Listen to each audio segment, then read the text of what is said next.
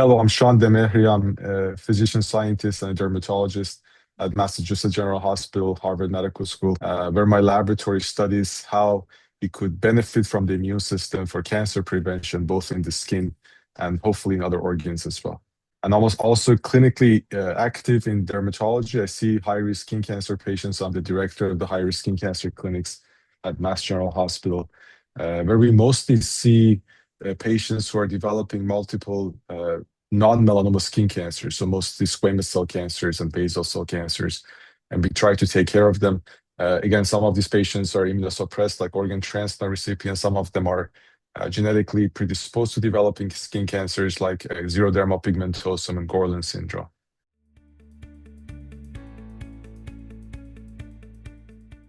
I see. So many times you have to basically take it from the viewpoint of the patients and their experience. So some of these, if you will, rare genetic disorders that predisposes the patients to skin cancer, namely xeroderma pigmentosum, the patient has been really dealing with the consequence of that genetic disorder from early life. They're born with it. They start developing symptoms on their skin very early in life, including sunburns and very unfortunate, very quick turnaround to cancer, skin cancer development on their skin. And so they have understanding of the basics of the skin cancer phenotype they're having, but again, having that conversation to put in perspective how their genetic makeup really contributes to those type of rare phenotypes of multiple skin cancers is something that we do. I wouldn't say all the time, but we have a good cohort of these patients in our clinic that we take care of. And we have this conversation commonly trying to explain to them how their genetic background really contributes to their susceptibility over time.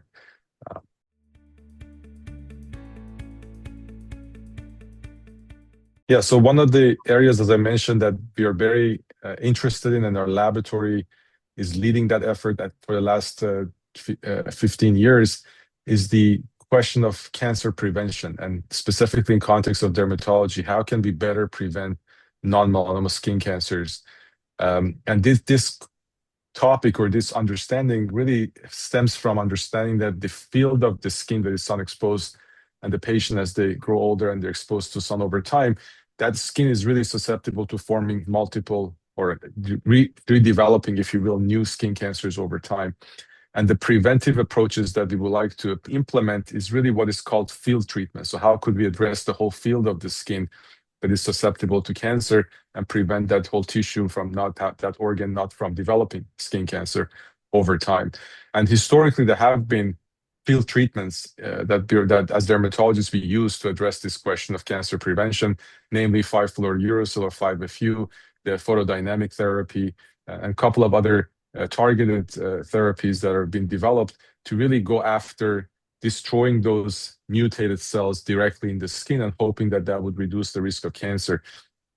We came into this topic with a focus and interest in immunology. How can we use the immune system to prevent cancer development in the skin? And one of our earliest efforts in this front was understanding that certain cytokines, these are molecules that are released by the keratinocytes in the skin and stimulate T-cell responses, which then protect the skin. One of these molecules' name is thymic stromal lymphopoietin, or TSLP, and it's induced by this already existing medication called calcipotriene, which is actually used for psoriasis treatment. So this medication induces this cytokine that then generates the cancer protective effect in experimental models initially when we tested them. So based on that understanding and knowing that this medication is already FDA-approved safe medication for treatment in patients, we came up with this hypothesis that if you combine this cytokine stimulating cream with a cytotoxic or chemotherapy cream, which is a 5-Fluorouracil, is already used for AK treatment, you can now have a very potent immunotherapy by not only inducing T-cell response, but also tagging those target cells for killing by sort of promoting their sort of what we call immunogenic cell death by use of 5-Fluorouracil. And the initial trial for this was done at Washington University, where I was prior to moving to Boston. And that's where we discovered that the effect is quite potent in terms of T-cell induction. And not only we were able to clear AKs much faster, much more effectively by this combination therapy compared to 5-Fluorouracil monotherapy, but also the durability of the benefit. And also one main item in the field, which is, can you really prevent actual squamous cell cancers from developing, is something that we achieved in this combination therapy much more effectively compared to 5-FU. And we were able to see that after 3 years of treatment in these trial patients, they were still protected from developing new squamous cell cancers compared to the, in this randomized trial, compared to the control arm that received 5-FU monotherapy. Since then, because of its mechanism of action, which also we described recently last year, how does it work in the skin of humans? What type of immune responses this immunotherapy is inducing?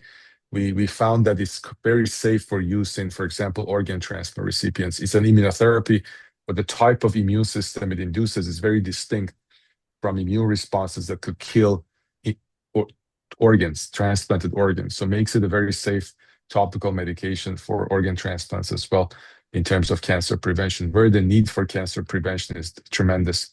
And one of the works that we have done, and we hopefully will be analyzing the result of that, was a trial that was a multi-center trial using this topical immunotherapy in organ transplant recipients across 4 sites in the US, trying to look at amount of T-cell immune induction after topical treatment. And that's the work that we are about to wrap up, and we hopefully will be able to report the results soon.